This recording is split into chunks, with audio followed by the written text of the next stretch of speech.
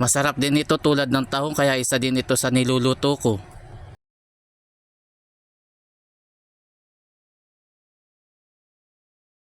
Bumili ako ng halahan, 60 pesos ang kalahati at saka dahon ng sili at isang pirasong sayote. Hinati-hati ko na rin, ready ko na rin pati yung bawang, sibuyas at saka luya para mawala or mabawasan yung langsa. Isinalang ko na yung kawali at pinainit ko na muna bago ako naglagay ng mantika. Sakto lang yung ibinuhos ko at nang mainit na rin yung mantika ay nilagay ko na yung luya. Igigisa ko lang yan ng ilang minuto hanggang lumabas yung aroma. Dinamihan ko yung paglagay para sigurado mawala yung langsa. Sunod ko namang nilagay yung bawang. Continuous lang ako sa paghalo para hindi masunog. Hinintay ko lang na mangamoy yung bawang tsaka ko naman nilagay yung sibuyas. Kung sakaling pinapanood mo pa rin ako at hindi ka pa nakapalo sa akin, pakipalo na lang ako para updated ka sa mga susunod. At saka huwag mo na rin kalimutan paki-like and share mo na rin para madami makapanood. Tapos nilagay ko na yung sayote. Ginisa ko na muna yung gulay para kumapit lahat yung pampalasa. Masarap kasing kainin yung gulay kapag ginigisa na muna. Medyo matagal kasing palambutin yung sayote kumpara doon sa halaan o yung clam. After ko maigisa ng ilang minuto yung gulay tsaka ko naman nilagay yung clam. Kung sakaling nandito ka pa rin sa bahagi ng aking video, baka pwede naman